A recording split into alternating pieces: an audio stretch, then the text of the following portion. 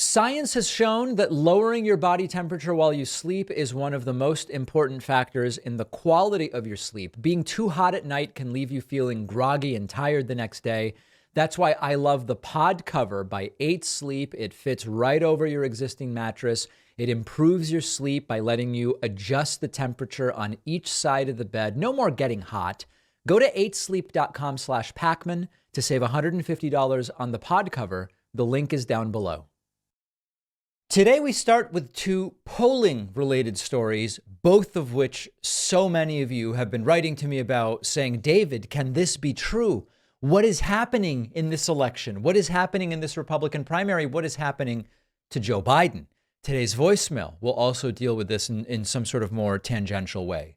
So let's start first with the supposed shocking new poll, which says that Nikki Haley, in a hypothetical matchup against Joe Biden, defeats him by 17 points. Now, I've given a number of tools to the audience for figuring out what we should believe. And one of these tools is that in the data analysis that we do, as we seek to critically analyze primary sources, as we do all of the different media literacy things that we should be doing, at some point, you also want to introduce the question, does this pass the sniff test? And when you ask yourself, is it really a possibility that in a general election held today, Joe Biden would lose to Nikki Haley by 17 points in the national popular vote? To me, this does not pass the sniff test, but let's be thorough. This is not a poll that has anything to do with the Republican primary. This is if Nikki Haley were the Republican nominee, if Joe Biden were the Democratic nominee. According to this new poll from the Wall Street Journal over the weekend, Nikki Haley is ahead 51-34.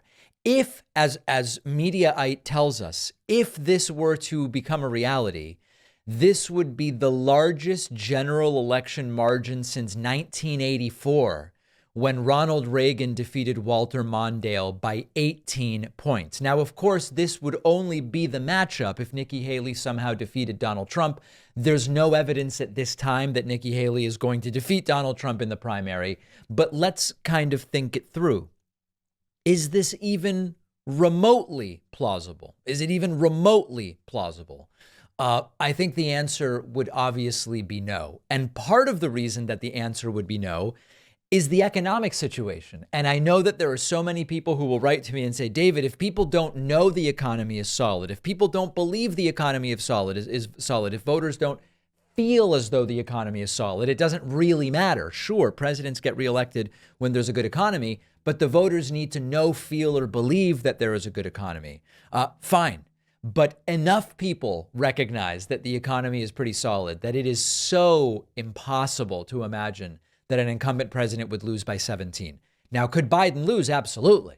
There's no, when I come to you and say, usually when the economy is as it is today, presidents get reelected, usually is not a rule, usually is not a definitive prediction. It's just 30,000 foot view. This is what we might expect. Now, the second question we should obviously ask in general, when we see one poll that looks different, is what do the polling averages say? And there's a couple different things we might look at. First, in terms of Trump versus Biden, it's Trump plus 2.3. Now, I know that Haley versus Biden is a different question than Trump versus Biden, but the idea would be when you have a presidential election with an incumbent president up for re-election, to a great degree, the election is a referendum on that president who is in the Oval Office at the time of the re-election, seeking re-election. And so we would expect Trump versus Biden and Haley versus Biden to, at least in some general sense, track. And if you look at an average of recent polls, it's Trump plus 2.3. And very importantly, and this is maybe the most important thing to keep in mind, in the Wall Street Journal poll, 51-34 represents only 85% of the vote. So not only does a 17-point margin for Nikki Haley seem unlikely by everything we know, a full 15% of respondents aren't yet sure, aren't yet committed to any candidate, or at least as of today, believe they would vote third party. And many of them, by the time election day comes around, will not. We know that.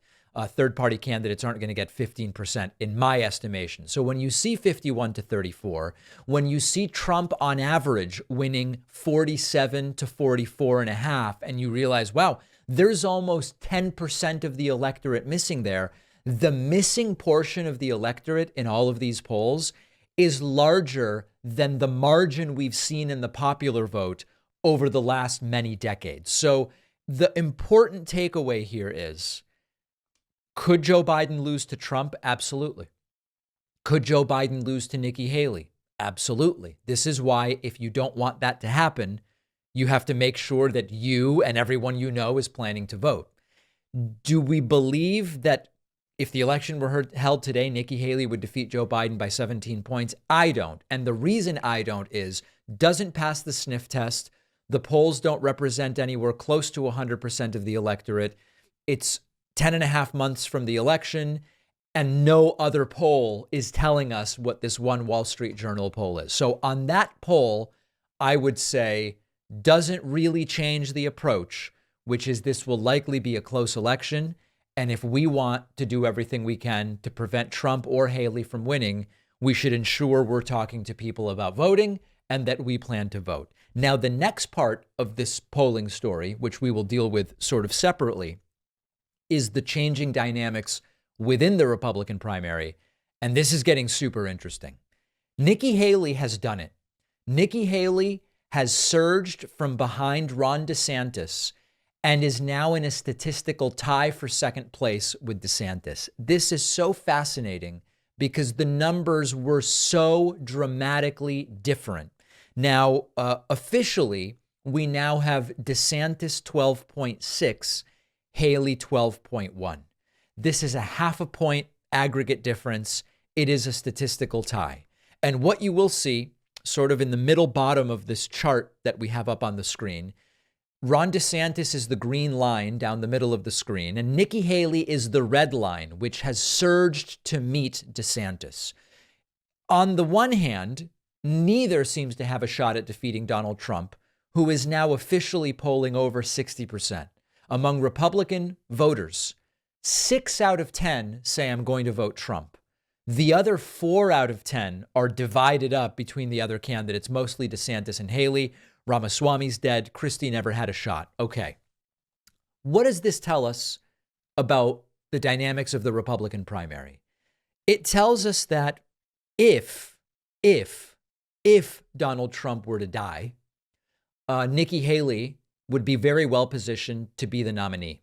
And the reinforcing evidence of this is, number one, momentum. DeSantis's momentum is clearly down. Just wait until you see his town hall on CNN from last night. You'll understand why this guy is losing. And Nikki Haley's momentum is clearly up. But there's another aspect to this, which is that not all of the Republican primaries happen on the same day. And so if we look at the dynamics within these early Republican primaries, you see that in Iowa, Ron DeSantis is still in second place, but Nikki Haley is ever closer, and now is within just 4 points of Ron DeSantis. I believe Nikki Haley will overperform in Iowa. By the time the Iowa caucus comes around, my prediction is Nikki Haley ends up in second place there. We then would go to the New Hampshire primary. In the New Hampshire primary, Nikki Haley is already in a very solid second place. DeSantis isn't even in third place. He's down in fourth, basically in a two-way tie with Vivek Ramaswamy. Nikki Haley has gone from, where was she? 3 up to 14, now up to 19. If she does well in Iowa, Nikki Haley will probably end up with 20-something in New Hampshire. Again, a strong second place. We then would go to South Carolina. South Carolina is Nikki Haley's home state. She was governor of South Carolina. She is already very strongly polling in second place there with double the support of DeSantis. She's got 20. DeSantis has 11. If she does well in Iowa, if she does well in New Hampshire, I can only imagine she will overperform in her home state of South Carolina. Will she defeat Trump in any of these states? It certainly doesn't look like it, but she will be in a strong second place. And then we would go to Nevada. We don't have, the polling is more than 2 months old there. So we continue to have really no idea what's going on there. DeSantis was winning in late September. I don't know what's going on now. My guess would be Haley is doing better than 6. So we do not have a path for anybody to the Republican nomination other than Trump, unless Trump dies. But it is becoming abundantly clear that the non-Trump element of the Republican Party is coalescing around Nikki Haley. There are major donors who were donating to DeSantis and have stopped because he's got loser written all over him. There were major donors who opted not to get involved yet. They wanted to see how it would shake out. Anti-Trump Republicans who are now saying, I'm going to get behind Nikki Haley. Is Nikki Haley a saner choice than Trump or DeSantis? Absolutely. Is she sane in the way that Chris Christie is sane? I would argue certainly not. And if I were voting in the Republican primary as a progressive, I would still be saying Chris Christie's the guy that I would say is going to do the least damage as president. The dynamics continue to be DeSantis failing, Nikki rising, Vivek dead in the water with more than 60% support behind Donald Trump. Why are they so committed to Trump? There are 4 or 5 different answers to that, all of which we've discussed in the last few months. Will anything change other than a Trump death that could shake up this primary? Really hard to imagine. We have new polling that says most Republicans who currently support Trump would still support the guy, even if he was convicted of a felony.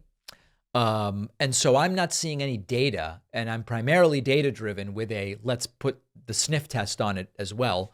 I'm not seeing any data that suggests anything short of Trump dying or becoming incapacitated would prevent him from getting the nomination. That's where I am today. If you have a different perspective, I want to hear from you. Later in the show, actually in the voicemail segment, we will get to why am I not sounding the alarm about Joe Biden to a greater degree than I have. We'll deal with that later. We'll take a quick break and be right back. I do not like getting hot when I sleep, and scientific studies have shown us that when you lower your body temperature while sleeping, you can achieve better sleep and end up more refreshed the next day, which is why the pod cover by our sponsor 8 Sleep is one of the things in my house that I would not want to live without. This is super easy because the pod cover just goes on your mattress. You can set the entire thing to one temperature, or you can set one side to a different temperature than the other side if you have different preferences potentially, and it can also automatically adjust the temperature for best sleep based on your sleep cycles and the temperature of the room.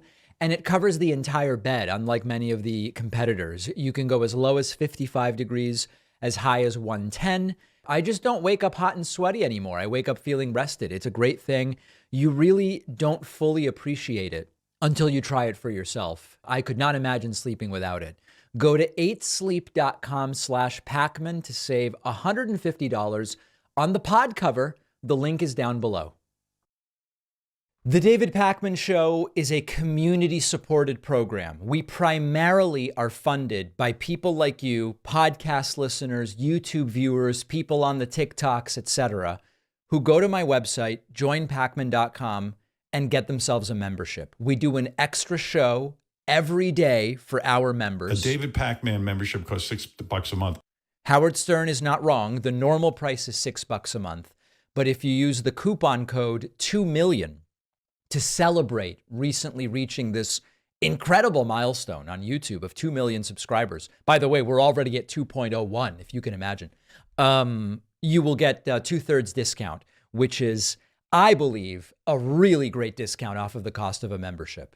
All right, Fox News hosts are increasingly admitting there is no evidence of criminality against President Joe Biden. My question to you is, does it even make a damn difference anymore? Eric Swalwell says it doesn't. Eric Swalwell says they are determined to impeach Joe Biden so that there will be parity. Trump was impeached, Biden was impeached. The idea being you take it off the table as a voting issue. But increasingly, even on Fox News, hosts, anchors, and guests are admitting a lot of conjecture, a lot of ledgers, a lot of paperwork and copies of checks, but nothing actually linking Joe Biden to a crime. I would go even further. We don't even really have evidence in most of these claims that a crime has been committed by anyone, never mind that Joe Biden was involved in it. So let me remind you what we've been seeing. Yesterday, I played this clip for you. Here's Steve Doocy with his co-hosts looking like they're at a funeral as he mentions this. Steve Doocy saying they haven't actually shown that Biden did anything that is against the law. This is Fox News, mind you. Absolutely. If they have the stuff. The Republicans at this point don't have, they've got a lot of ledgers and spreadsheets, but they have not connected the dots. They've connected the dots, the Department of Justice did on Hunter, but they have not shown where Joe Biden, did anything illegally. That's exactly right. Do they care is a different question, but Steve Doocy is completely correct. Apparently running slightly in the family, fellow Fox News reporter and Steve Doocy's son, Peter Doocy, also now pointing out yesterday, the House Oversight Committee has been at this for years. They've been doing this since Joe Biden became president of the United States. They have no concrete evidence that Joe Biden had any profit motive from the business dealings of Hunter Biden. Does the apple not fall far from the tree? I don't know. Listen to this. The House Oversight Committee has been at this for years, and they have so far not been able to provide any concrete evidence that Joe Biden personally profited from his son Hunter's overseas business, but they are going to try again with this impeachment inquiry that's set to start next week. And this is an important detail. They don't have the evidence, and therefore they're launching an impeachment inquiry. They're launching an impeachment inquiry with the idea that maybe they can go fishing and find some evidence. And this has been going on for a while now. So Fox News, you've got your propagandists at night, Sean Hannity, Laura Ingraham, and others. They will play coy. They won't say we have the evidence, but they will certainly imply that their guests are making those claims, even though the guests never actually do. But for a while now, Republican elected officials, when you really press them, they admit they don't have evidence. Here is Nancy Mace. This was a couple of months ago, 3 months ago, saying, I don't actually have any evidence, but we're looking for it. But part of what we're doing is we're trying to find the evidence. Let me also ask you, before you go, the impeachment inquiry that McCarthy announced, even though he had said he wouldn't do it without a vote, and then a few days later he does it without a vote. I want to read you something that Ken Buck, one of your Republican colleagues, had to say in a Washington Post op-ed of the impeachment inquiry. He said, impeachment is a serious matter and should have a foundation of rock-solid facts. Trump's impeachment in 2019 was a disgrace to the Constitution and is a disservice to Americans. The GOP's reprise in 2023 is no better. He says these allegations against the Biden family are part of an imagined history and a fictitious version of events. Was this premature, going all the way with an impeachment inquiry? I don't believe so. The facts are everywhere. There are text messages, there are emails, there are witnesses, there are whistleblowers, there are meetings, there are phone calls, there are dinners, and you can't There were dinners, guys. hey, there's a little bit of smoke, we're not going to follow the fire. And the inquiry, my understanding is, as you said earlier, gives us expanded subpoena powers.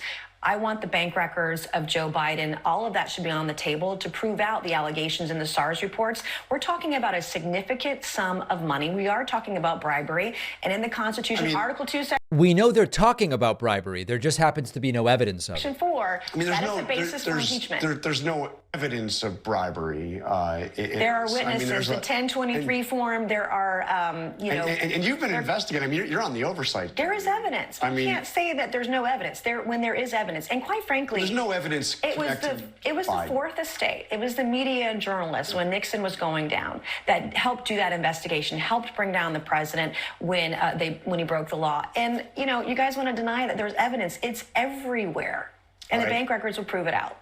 All right, we will see. I haven't seen much yet. Notice she didn't cite it. There are dinners that prove what? There are bank records, which show what?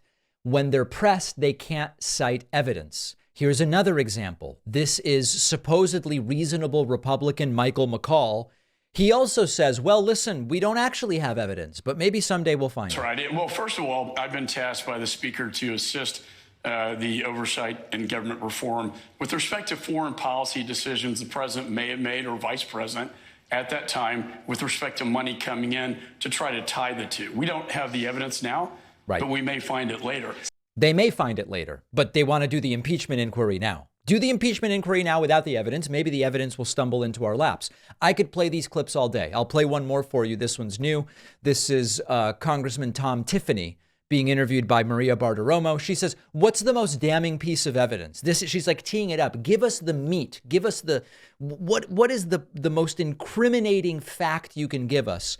And he just rehashes debunked stuff about Burisma, which of course doesn't have anything to do with Joe Biden. This is the best he can do. What do you think is the most damning piece of evidence?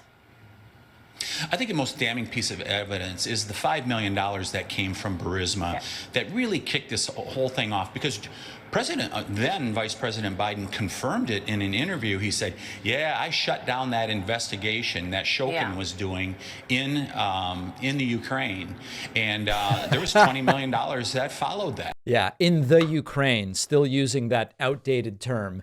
Remember that there has been no link whatsoever to Joe Biden related to those business dealings. So my question to you isn't, do you think that there's any evidence here that they've presented? Because if you look at this honestly, the answer is obviously they have presented no evidence. My question to you right now is, does it matter that there's no evidence if they claim there is? Republican voters seem increasingly okay with doing this, even with no actual evidence. Will it backfire? I believe there is a good chance that it will. They believe getting an impeachment on the record of Joe Biden helps Trump in 2024. Where do you come down? Let me know. I'm going to play for you now probably one of the most remarkable clips in months that we've had. Senator Ron Johnson, a Republican, loves going on Fox News and being interviewed by Maria Bartiromo, where she asks questions that are easy and he answers them with lies and nobody questions him. Well, he went on CNN the other night and was interviewed by Caitlin Collins. Now, Caitlin Collins, I am not presenting her as God's gift to journalism, but she does a really good job here when he says, oh, fake slates of electors like Trump did, everybody does that. And she goes, really, where? And he's like, well, I can't name any of the states. She goes, well, what evidence do you have that anything like this has ever happened? And he says, well, check the books. And she says, what books? And he doesn't have any books to cite. This is truly remarkable stuff. And what I want you to pay really close attention to is how simple the questioning is. She's not doing anything extraordinary other than saying, oh, give me the evidence for the claims that you're making. My favorite moment is the what books moment. Take a look at this. Settle in for this one. It's a good one. Do you think that he should resign from that given the role he played in the fake elector scheme? No, again, there was an active court case. There are all kinds of irregularities in Wisconsin in the 2020 election. In order to make sure that the case just wasn't determined to be moot, they had to have an alternate slate of electors, just like Democrats have done repeatedly. In all kinds of different states. There was nothing untoward about what they did. There was nothing illegal about what they did. They were just an alternate slate of electors. They were going to court. They had $2.4 million on the line in damages if they lost this case at trial. That's why I know they've been harassed. But to say, you're saying that they did realize nothing Democrats wrong? have used the civil courts to harass these poor individuals. It's unfortunate. It's a travesty. But that's what Democrats do. They view politics as a blood sport. It was unfortunate.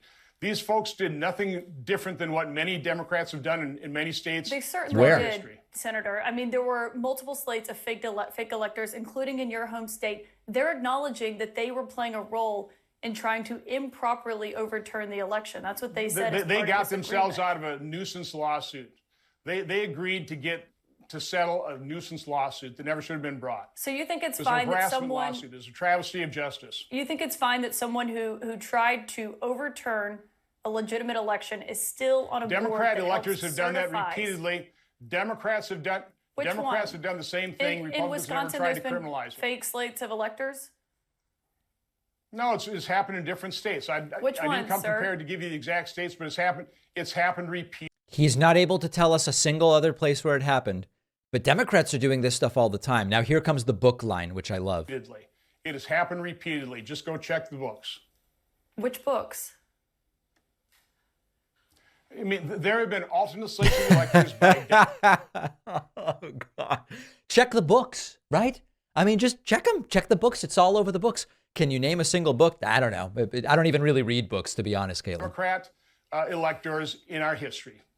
Again, this wasn't what this interview is going to be about. I'll come and I'll provide you the information, but I'm okay. absolutely certain about that. I look forward to your office sending that information. We'll publish it if it's accurate. That. Yeah. Please have your office send us the list of books where it talks about Democrats using fake slates of electors all the time to try to steal elections that they didn't win. Give us that. This is a guy who is used to Maria Bartiromo, and nothing is questioned with Maria Bartiromo when you are Ron Johnson. And all of a sudden, simple questions like which states, when, what books are considered attacks. It's considered CNN's Caitlin Collins being some kind of biased or unfair reporter when all she's doing is doing her job. Who, what, where, why, when. You're talking about X. Give us the evidence for X. Now, if there's a criticism here of Caitlin Collins, she could have been clearer in her pushback. She left the door open to believing that maybe Ron Johnson has such evidence that he could provide. The reality is, if it were me doing it, I would have said, so you made these claims and you actually have no evidence to back them up. Just to be clear, you can't cite any of the evidence. You're saying you'll send it to me later. I've never seen such evidence. You're unable to cite evidence. That's what you're saying, right? I would have tried to be more clear about that. But this is how these folks need to be talked to. Now, Johnson is right in one sense. We did see fake elector schemes beyond just Wisconsin, but they were MAGA fake electors plotting to steal elections that Joe Biden won in order to get the electoral votes to count for Donald Trump. It wasn't just Wisconsin, he's right, but it was not Democrats. It doesn't happen all the time, and I've not been able to find any books in which you're going to find evidence of that. If you need a reminder as to why Ron DeSantis is failing badly, like a wounded bird falling from the sky, you need only look at last night's CNN town hall. CNN has announced a number of town halls. They're doing one with Vivek Ramaswamy, maybe others. They did one last night with Ron DeSantis. This guy is so milquetoast and so strange in the way he relates to the interviewers and the people in the crowd. And he even I'm going to play this first clip where here he is getting tough on Trump. It's the mildest criticism of Trump. Even if you're watching this, he's not even making the case for voting for him over Trump. It's so milquetoast. It's so uninspiring. And there's a reason his polling has gone from 31 to 12. And you'll see it right here. Over the weekend, Donald Trump compared the bravery of those who have served in the military with his decision to debate Hillary Clinton in 2016 after the Access Hollywood tape came out. And you tweeted about it. You seemed offended by it. So, Donald Trump, so he's... when he gets off the teleprompter now, you don't know what he's going to say. It's a different Donald Trump than 15 and 16. Back then he was colorful, but it was really America first about the policies. Now, a lot of it's about him. And when he's doing this and says that... By the way, this is a classic thing elected officials do when they used to support someone and now they're running against them. They say it's the other person that has changed. The reality is it's been the same self-centered Trump since day one. Debating Hillary Clinton after Access Hollywood was like an example of bravery that some general told him was more significant than soldiers who fight and die in war. That is offensive and that is wrong. Debating is the bare minimum that a political candidate should do. And I would note, Donald Trump has refused to debate throughout this campaign. Wow. He doesn't think he owes it to Iowans. He doesn't think he owes it to Granite Staters. Isn't he so courageous, Ron DeSantis, for calling out Trump? And he's just projecting such strength. Here's another attempt from DeSantis in a sort of muddled way, says part of the inflation of the COVID era was Trump's fault. So say this, I think the first 3 years of the Trump administration, the economy's better than it has been. But that last year with COVID, I think was mishandled dramatically. Shutting down the country was a huge mistake.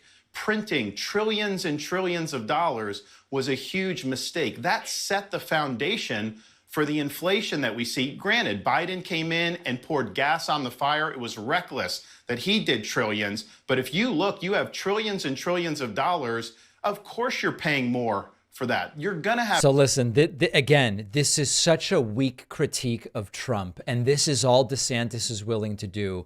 There was global inflation in Western developed nations during that phase of the pandemic.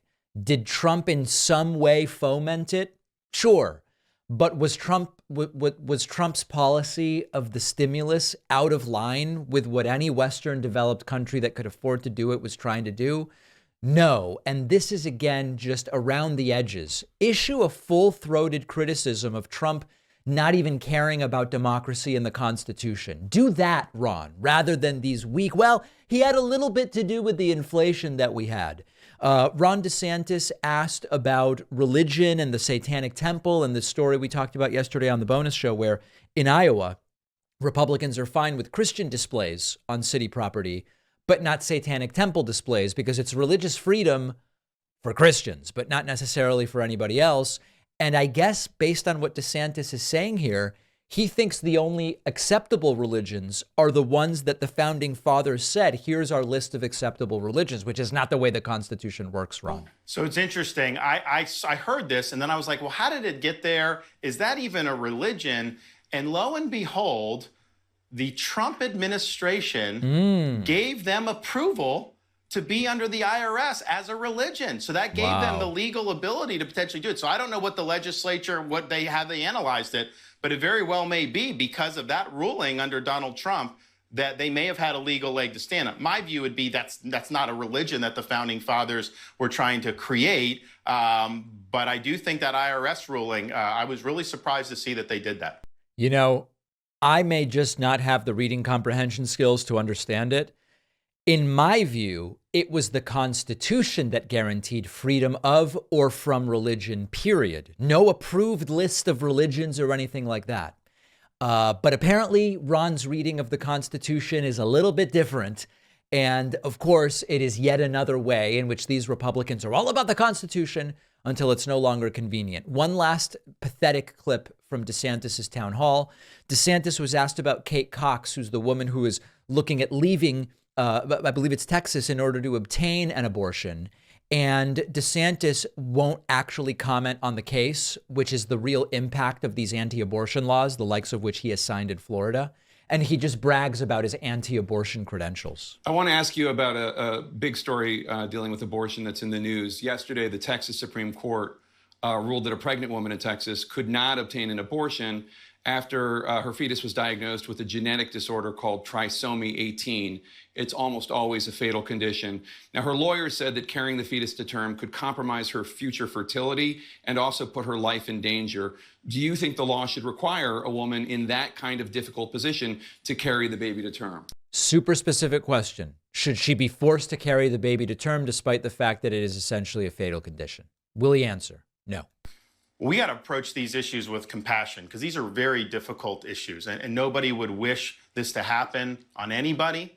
Right. If you're in that situation as a mother, that's an incredibly difficult thing to have to deal with. Okay. What I can tell you is in Florida, the Florida legislature passed a heartbeat bill that contained exceptions for things like rape, incest, life of the mother, fatal fetal defect, and victim of human trafficking. And so I signed that bill. Those are very difficult cases. And they made a prudential judgment that having those exceptions were things that made sense. So I have signed legislation that included that. And I understand they're very difficult. And these things get a lot of press attention, I understand. But that's a very small percentage that those exceptions cover. Right. You know, there's a lot of other situations where we have an opportunity to realize really good human potential. And we've worked to protect as many lives as we could in Florida. So not really dealing, as he smacks his lips, not really dealing with this particular case. And remember that Ron DeSantis first did sign a bill denying abortion access to victims of rape and incest. He then signed a bill to make abortion illegal starting at 6 weeks before many women even know that they are pregnant. So what we find is that there is really nothing to this guy. He is spineless and he is milquetoast. And even his criticisms of the guy that's crushing him are still so bland. I don't know if he's running for VP. I don't know what this guy's thinking of doing. I don't think he has any shot at being Trump's VP. But if you watched last night's town hall, you know why this guy's losing. Don't forget that the best way to support the David Pakman Show is by becoming a member, which gives you access to the daily bonus show, the regular show with no commercials. You also get access to our entire archive of every episode dating back a really long time, and plenty of other awesome membership perks. Go to joinpacman.com, joinpacman.com. Failed former President Donald Trump hitting a new low. He is now selling little pieces of his own used clothing. I know it sounds unbelievable. I know that a former president is selling or giving away, raffling off pieces of his clothes, but this is exactly what the guy is doing. Donald Trump announcing yesterday, I guess, the final digital Trump trading cards. And one of the aspects of this is that you can get little pieces of the suit that Trump supposedly wore on the day of that famous mugshot, which Trump claims is priceless. They're going to cut up Trump's suit and send you a piece of his used clothing. Folks, look at what is happening. It's a complete and total humiliation. Take a look at this video of Trump announcing this. How do you make a parody of this? This is the parody. Real life is satire. Everyone, this is your favorite president, Donald J. Trump, with some very exciting news. My last 2 Trump digital trading card collections sold out in just hours. And now I'm back with my latest series called the Mugshot Edition. I wonder where that came from. The Mugshot Edition. 47 all-new stunning cards, and here is the best part. I'm doing 2 important things for my Trump collectors. For the first time, we're creating a real physical Trump card. Purchase 47 digital cards and we'll mail you a beautiful trading card. You have to buy 47, then you'll get 1 free in the mail. It is an authentic piece of the suit I wore when I took that now famous mugshot, and it was a great suit, believe me, a really good suit.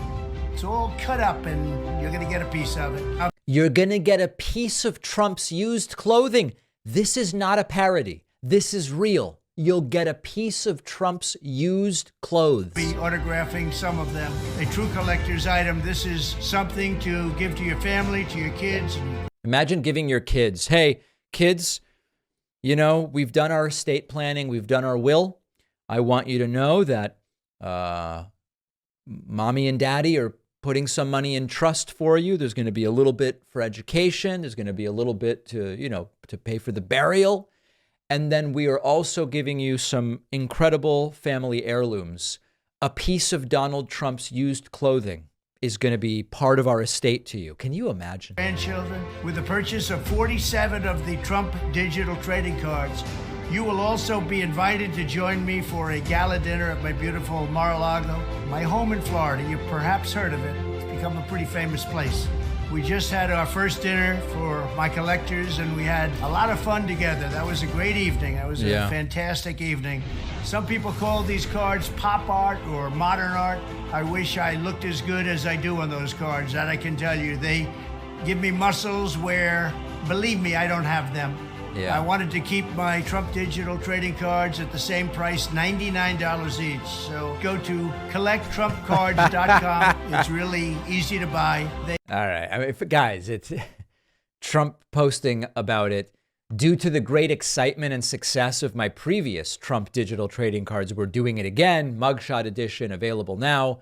Plus, buy 47 cards and get a piece of the suit I wore for the mugshot photo.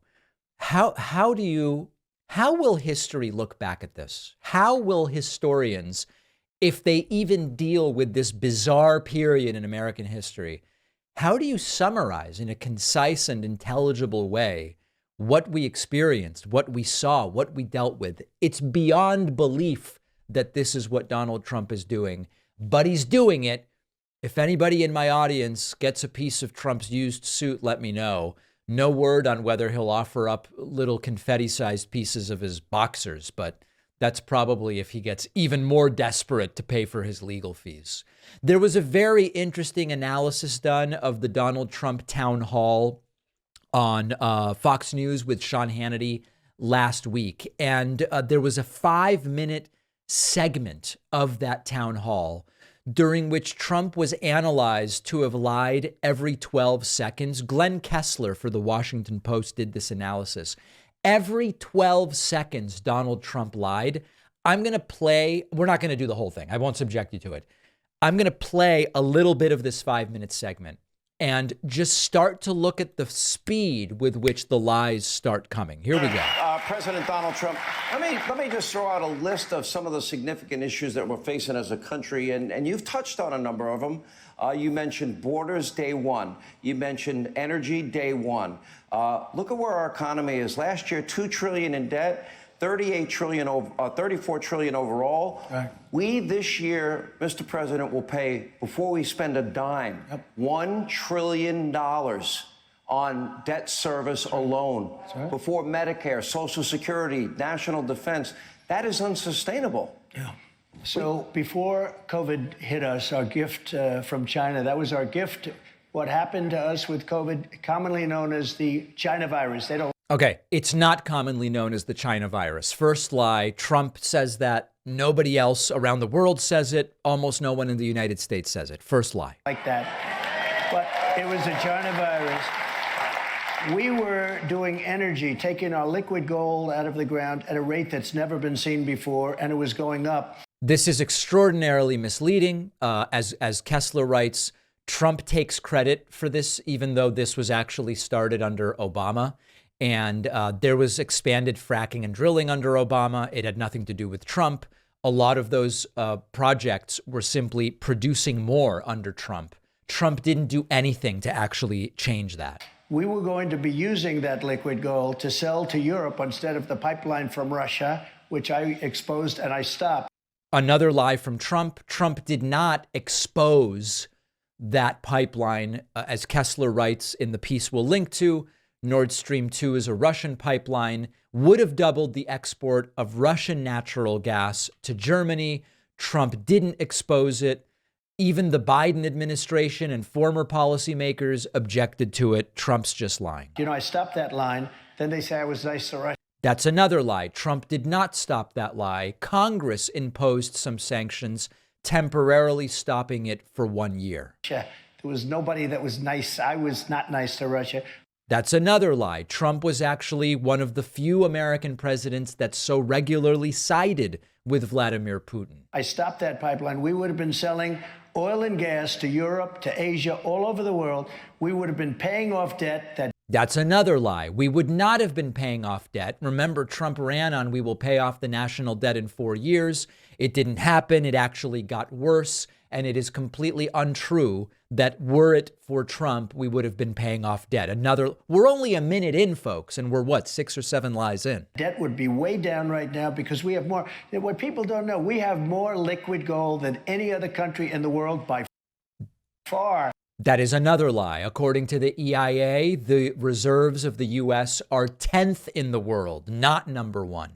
And we started off in 4th place.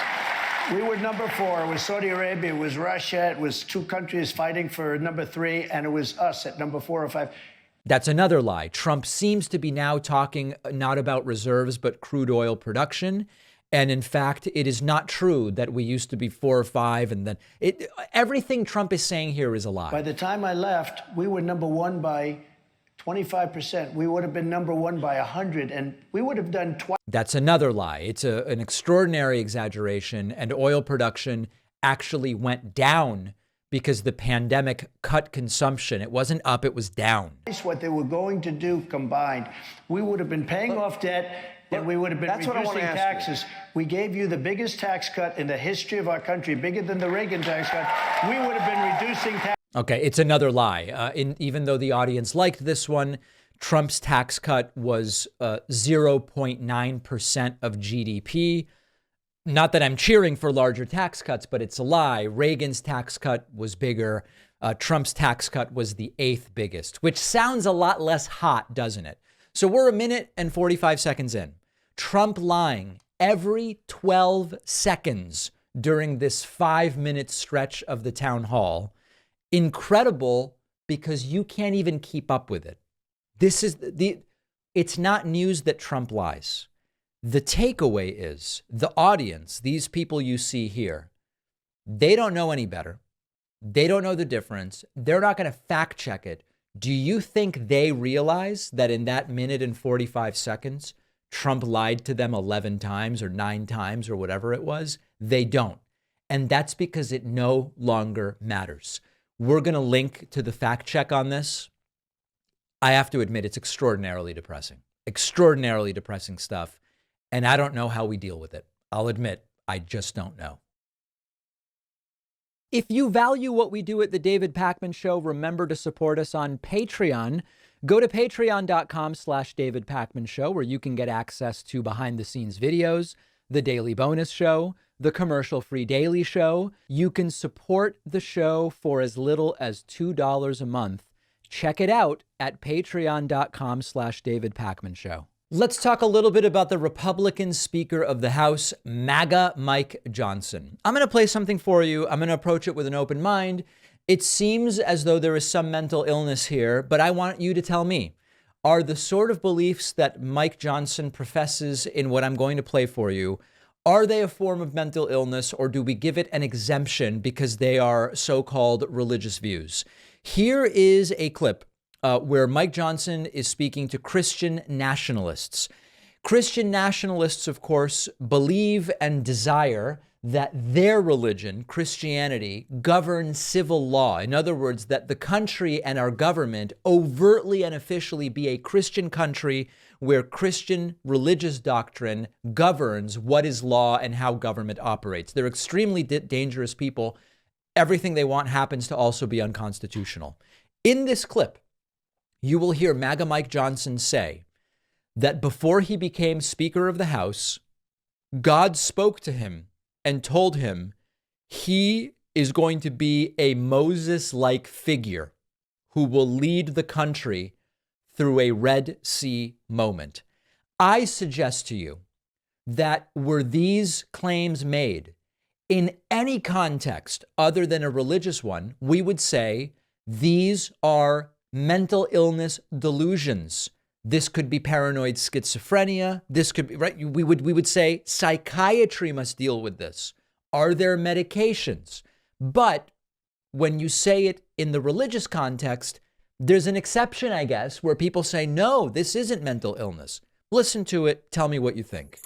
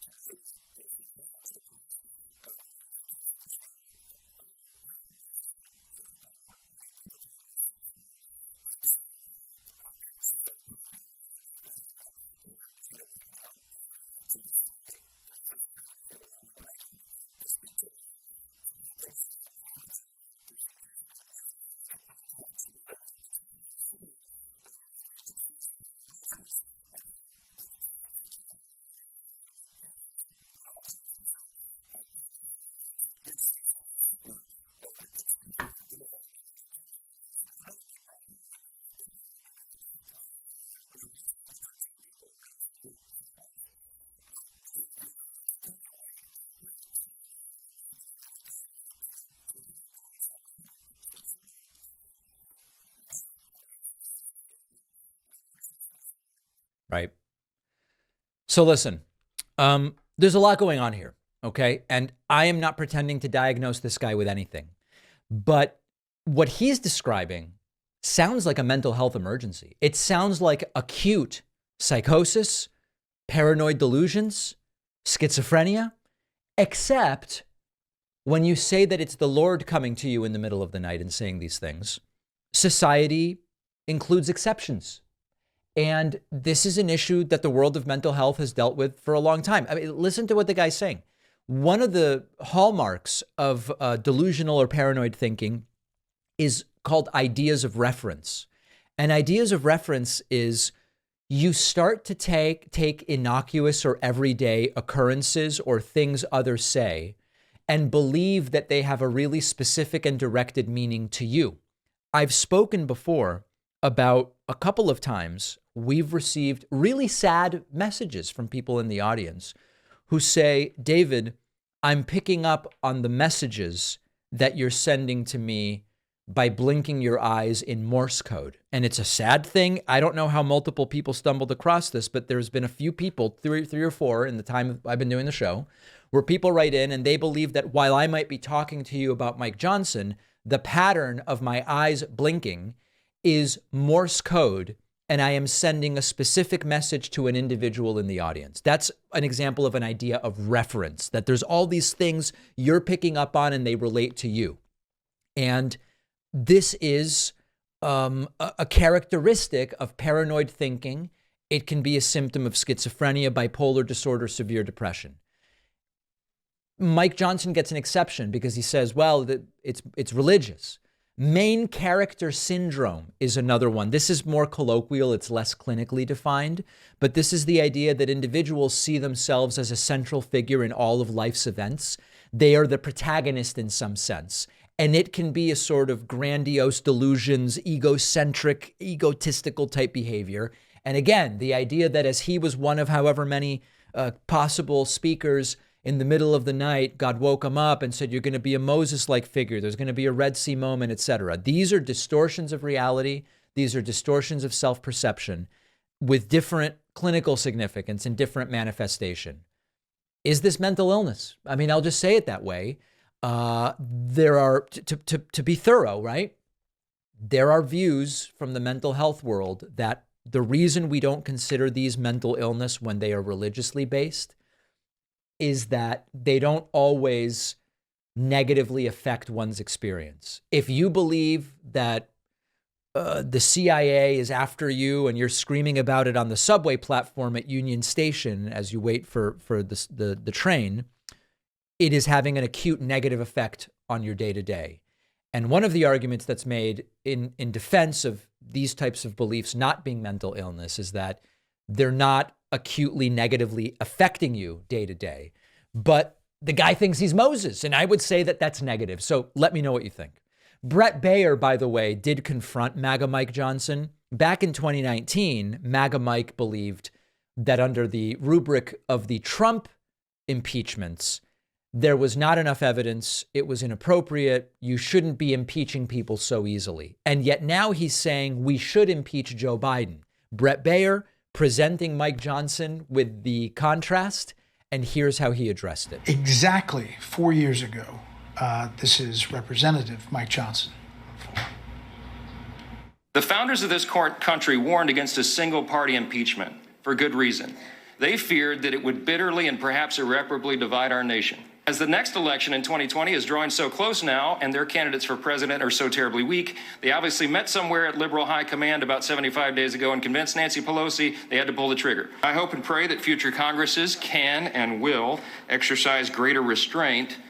So the moderates in your caucus would say, why not exercise greater restraint now? Well, we've shown great restraint. I mean, there are a lot of people who are frustrated that this hasn't moved faster, but there's a big distinction. I stand by every word I said in that video. There's a big distinction between what's happening now and what the Democrats do. There is. Let's see what he thinks the distinction is. Those are rushed sham impeachments. They did it quickly. They did not follow any of the procedures that I just described. We have 3 committees investigating this and following the truth where they lead, and they have no option in doing anything else. It's Ways and Means, Judiciary, and Oversight, and they've uncovered some alarming facts about the Biden family and their dealings. Yeah. He's not wrong. There is a major difference between the Trump impeachments and the Biden impeachments. One of the differences is that there was evidence for the Trump impeachments, but he argues that the fact that it's taking them a while to impeach Biden is evidence that they're doing it right. The reason it's taking them a while to impeach Joe Biden is they have no evidence. They just keep looking and looking and looking, and they can't find it. They are not taking their time because they are being diligent. They're taking their time because there is no evidence, and I guess they prefer to have some evidence to impeach Biden. Whether ultimately they will do it anyway without the evidence remains to be seen. Brett Baer trying to present him with his own hypocritical words. He had an explanation. The explanation, sadly, is riddled with lies. We have a voicemail number. Call 219-2-DAVID-P if you have anything to say. Here's a caller who says I'm pussyfooting about Joe Biden. This I have to hear. Hey, Dave. How are you? I'm just looking at the metrics here on the polls and going through with some diligence the crop. By the way, I would mute whatever you have in the background when you call, but I think we're going to be able to hear it. Tabs. I'm not sure why you won't address the severity of the Biden situation. I don't know. I'm with Shank. I can't see this guy winning. And I'm wondering why you're kind of pussyfooting around this issue. And my question is, at what point are you going to say we're in really deep trouble? Is it February when things haven't changed? Is it April when he's convicted of a felony and it doesn't change? Or do we ride this notion that the polls are wrong right up until October? No, we did. This is an absolutely fair question. Completely fair question. If in October, the average of polls says that Trump is up 10 points on Biden, I am not going to pretend like all is well. The things I need to see before I am ready to declare that Joe Biden is dead in the water. Number one, they both need to officially be the nominees. Biden is all but officially the nominee. There's not a real primary on the Democratic side. There is a real primary on the Republican side, although Trump is winning easily. But at minimum, before I'm going to take hypothetical polling seriously, we need to have officially who are the nominees, or at least everybody's dropped out, right? They won't make Trump officially the nominee until the convention over the summer. But by March, it might be clear that there's nobody else left and Trump's got this thing wrapped up. So first of all, the polling needs to be looked at once we have officially determined the nominees. Number two, if the economy goes into the toilet between now and November, that's going to be a disaster for Joe Biden. So another fair question, David, what will it take for you to sound the alarm? If the stock market dives, unemployment goes way up, inflation starts going up again, wages stagnate, if those things happen, that will be a real problem for Joe Biden. And I will tell you when that happens, but that's not what the numbers say right now. And then number three, we need to start getting to the point where the polling is reflective of more than 85% of the electorate. When you see Trump 44, Biden 41, and you go, that's 85% of the electorate, where's the other 15? That is not polling that I look at and say, this is definitely what things are going to look like in November. As we get closer to November, you will see that X factor, the non-Trump, non-Biden portion of the polling, decrease. And then the polling will also become more reliable. And by the way, these are not special metrics for 2024. This is the way I've looked at general election polling in 2020, 2016, 2012. There's nothing special here. So as I said on election night in 2020, I'll let you know when it's time to panic. I am not yet ready to panic for the reasons I just told you. We have a great bonus show for you today. Sign up at joinpacman.com. Get instant access to the bonus show.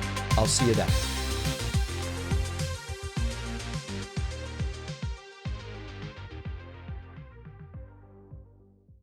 Thanks a lot for watching today's show. I just want to take a second to tell you about today's sponsors. Science has shown that lowering your body temperature while you sleep is one of the most important factors in the quality of your sleep. Being too hot at night can leave you feeling groggy and tired the next day.